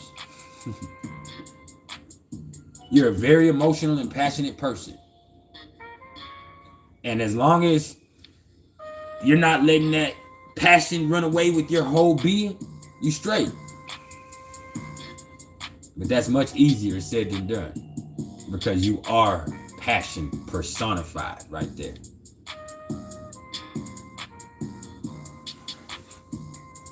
What's up, Latoya?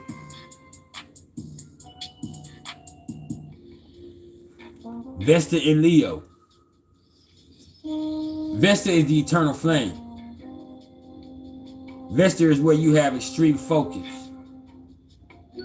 Vesta is where you can protect home, the heart. So with Vesta in Leo, like, hey, you gotta be the king. And deep inside of you, it's all about respect. If you ain't being respected, anything. Oh, my bad. Keisha, I said I can't, my device that I'm using to actually, I use to answer my emails I'm recording on right now. So I'm gonna answer you as soon as we get done with the live. I'll talk to you about the reading. But I did see that you sent me that. While you at it, send me your birth details so I can get everything ready also, please. It's gonna take me a few days, but I'll put you up on that.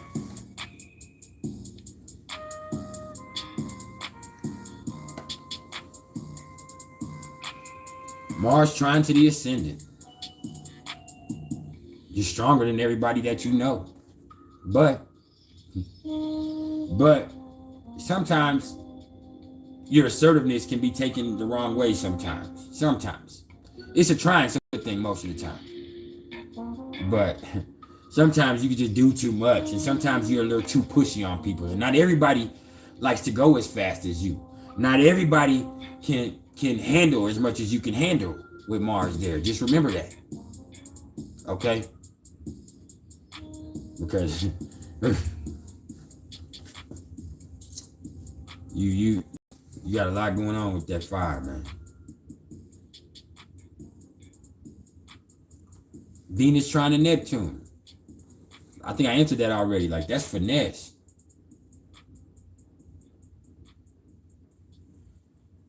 That's finesse.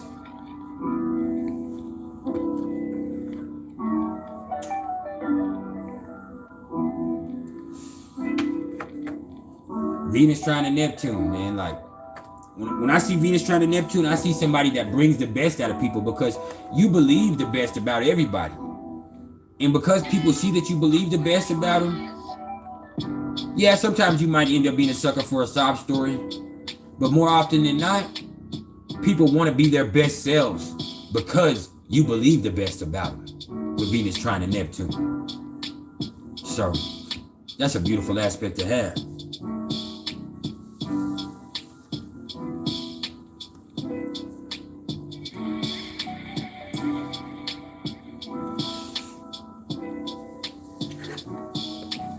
make sure you're being honest with yourself and other people. Make sure with Venus trine Neptune, make sure you're not just saying shit just to say it. You don't never want to hurt anybody's feelings with Venus trine Neptune. And sometimes the very thing you're trying to avoid is exactly what you're doing when you're not being genuine. Genuinity is everything. Hit that like button if y'all ain't hit that like button for me yet, though. And fucking smile.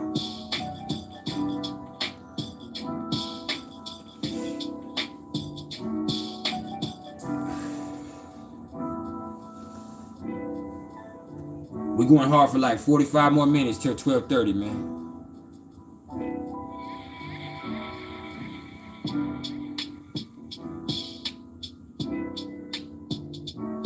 What's up, Ty?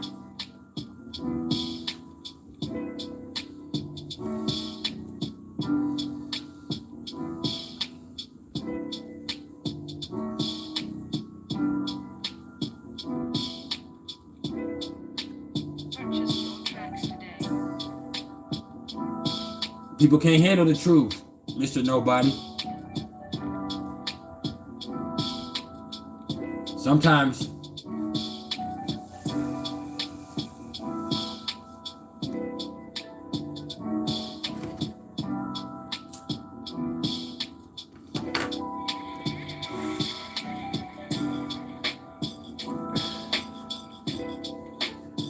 Saturn trine to Pluto. You have a rough life with Saturn trine to Pluto. But you have endurance that's out of this world. You can take more shit than anybody. Just remember that just because you can take this shit, don't mean you gotta swim in it. With Saturn trine to Pluto, you're extremely powerful. You're extremely tough.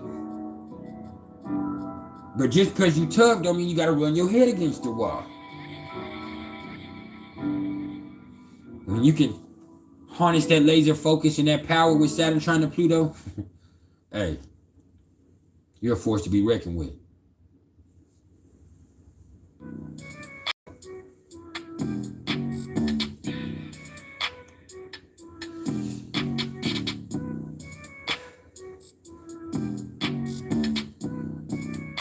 Venus square to Neptune. Hold up, Venus opposite to Lilith and Venus square to Neptune.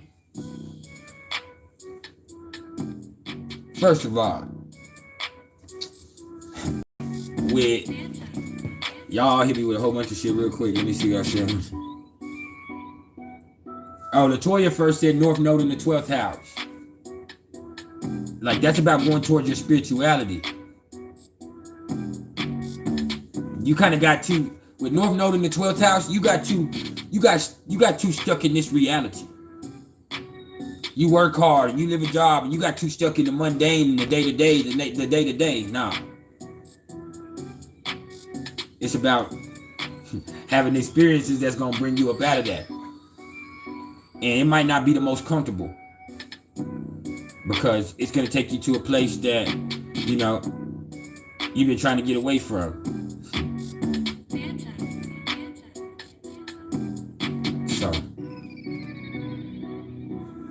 So, Latoya, you need to go towards that spirituality. Can't be afraid to be by yourself. We know you're a hard worker. We know you keep it real. But the divine is calling you with that. Now, with Lilith square to your North Node, hey, you be getting in your own way. Like you need that Lilith, that lower self and that higher vibration is fighting against each other all the time. All the time. And hey, you need to go towards that North Node, but the problem is Lilith is always calling your name.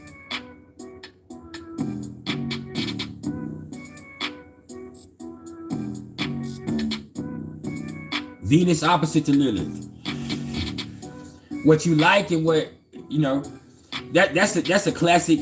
Venus opposite to Lilith is a classic example of what's good to you ain't necessarily good for you. Who you need to be with and what turns you on ain't the same thing. So you gotta be careful. You gotta be careful. North Node in Taurus in the 8th house. First of all, you're gonna go through some uncomfortable things in this life to make you be comfortable with yourself. To realize that you about something, to make you value yourself.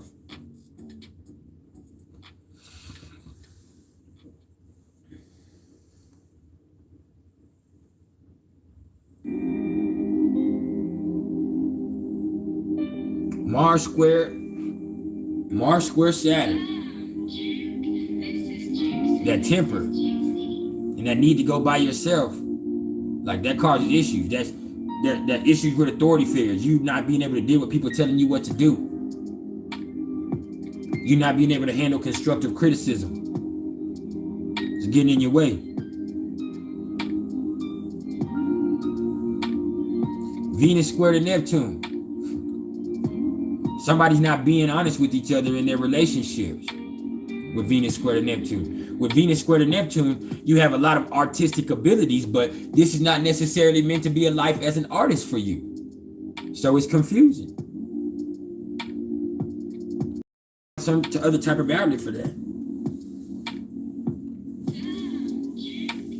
With Sun conjunct to Saturn, you have extreme self-control and you're about something in life. And your ability to know your limits is really a blessing for you.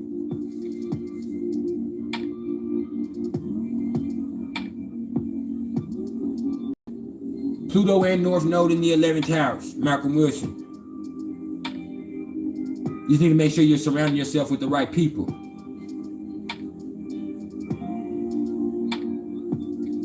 Because you could go both ways. With Pluto there, like you could go down a really bad road and surround yourself with some fucked up motherfuckers. But you could also end up aligning yourself with some people that could really help you realize your best self. It's all about who you fuck with that. Now, with Venus square to Pluto. Once again, I kind of told people this earlier. Like that right there represents manipulation, first of all. That right there represents power issues. That represents you need to be in control. Or you lashing out or doing some fuck shit because you feel like a motherfucker's trying to control you. Don't do that. Don't do that. Learn how to control yourself and then you'll relinquish that need to control everybody else. Hopefully forever.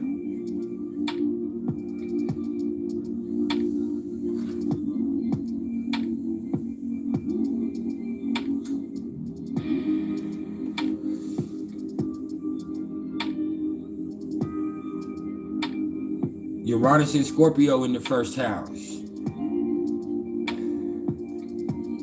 Like you're always changing. You're always going through some fucked up shit that forces you to be different. You know, that you realize that you're different after coming out the other side of it with Uranus and Scorpio in the 1st house. Like, and you're never somebody that anybody ever sees coming. But once you're there, you got control of the situation. You the one. And you also have an energy that flows extremely strong when you're opposed with that one right there. Like you dare somebody to try to stop you from doing what you want to do.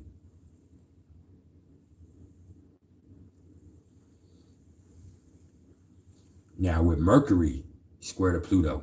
I got Mercury square Pluto. Mercury square Pluto, your intelligence is also a hindrance because you have to know about everything. You have to become the authority in the knowledge that you want to conceive. You can't go with superficial shit. You have to get to the bottom of everything. You got to get to the bottom of everything, and you don't believe shit. And so, sometimes you can get caught up in some negative thinking because of that.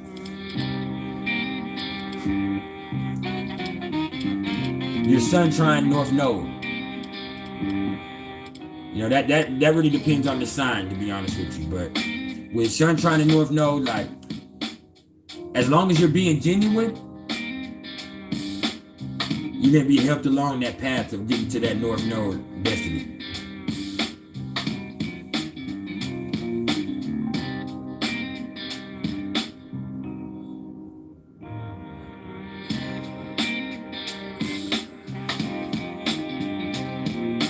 Hey, I appreciate that, Malcolm. Appreciate the love, man. But yeah, see, Aries, Sun, Leo, North Node, especially. Yeah.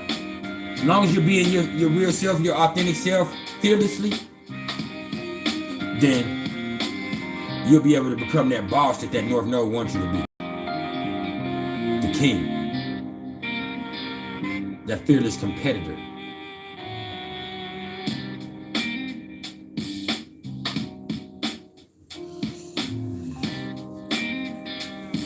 Yeah. Hey, I appreciate that, Malcolm Wilson, though, for real, for the love you sent me to my CashApp, fam.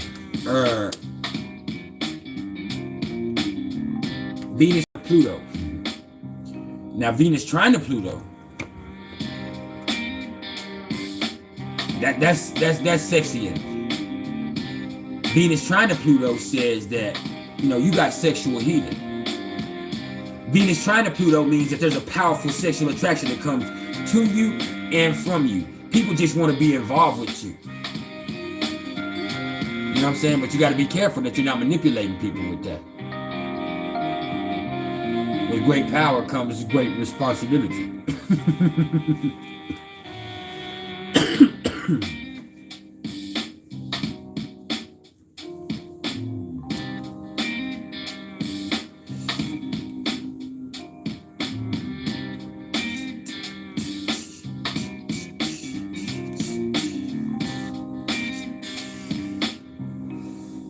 Yes, sir.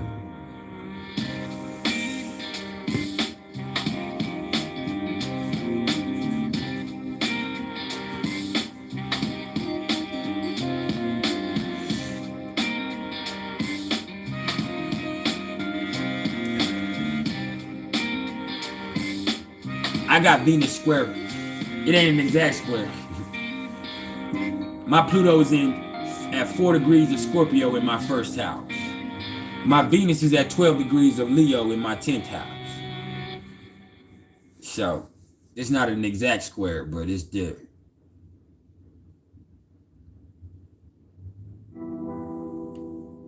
I did already explain Moon square Pluto. Venus trine Moon. Venus trine Moon, man, people love you. And people love you because you're pleasant and you care. And there's a feeling there's an aura that comes from you that makes people feel comfortable around you with Venus trine to the Moon. Like, you make people feel comfortable. Venus trine to the Moon, like, because you're so comfortable with yourself and who you are inside, you make people feel comfortable. And like, it's hard for you to say no with that too, though. Purchase your tracks today.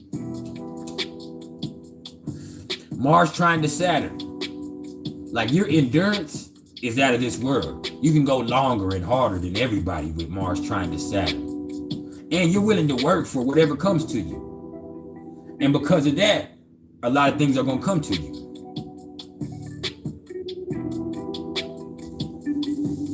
You feel me? Jupiter trying to Pluto. Yeah, this life will always have its ups and downs, but you'll always be blessed. Especially every time you turn around in life, like, things are getting better for you. But it's because of the shit you've been through. It's because of how strong you are. It's because of you believing that things are going to get better, that they get better. With Jupiter trying to Pluto. And as long as you're trusting your intuition, then you always have a guardian angel. Always.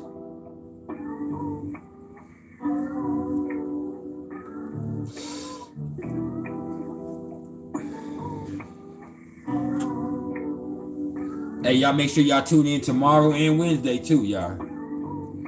Because tomorrow, I don't know what we're going to do. We're going to be chilling and vibing tomorrow. I ain't going to answer questions like this. I'm going to tell you that. But we're going to be vibing, doing all, whatever. Wednesday, we talk about relationships. We talk about sex. It's hump day. We talk about intimacy. We talking about insecurity, infidelity. lies, sex, videotape. Purchase your We're gonna go there, man.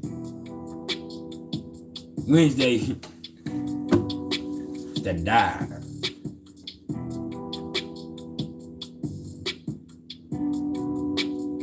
Uranus opposite the North Node.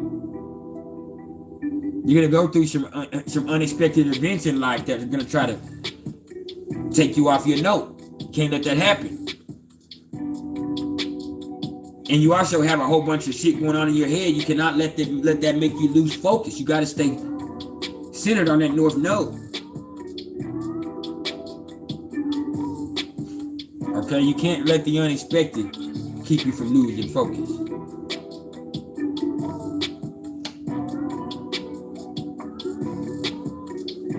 Part of fortune conjunct Saturn in Pisces. That's about faith and works, Malcolm Wilson. That's about being willing to work for your spirituality.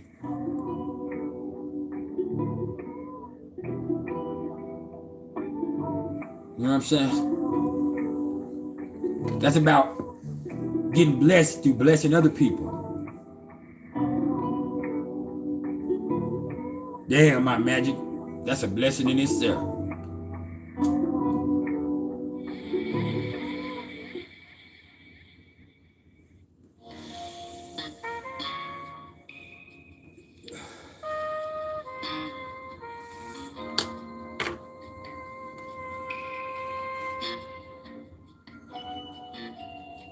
Yeah, focus on your part of fortune. If your part of fortune and your North Node are in the same place, that's definitely something that you need to be, because your life is calling that for you. CK made it. See, my North Node is in Aries in the 7th house, but my part of fortune is in Gemini in the 9th house. So they're not necessarily connected.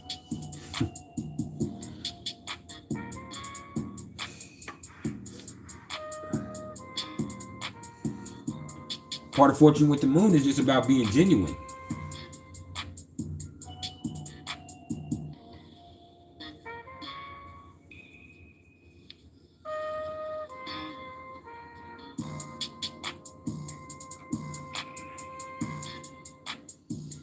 What y'all want me to talk about tomorrow? Y'all want me to tell stories tomorrow?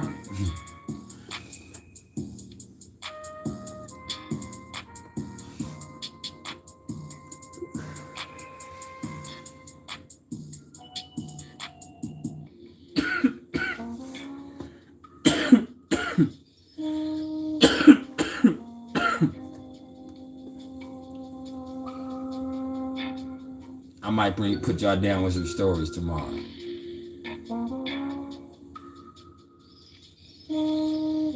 We ain't got enough people tuned in. I'm probably finna close this one out, y'all. I love y'all. I'm gonna catch y'all tomorrow morning. All right?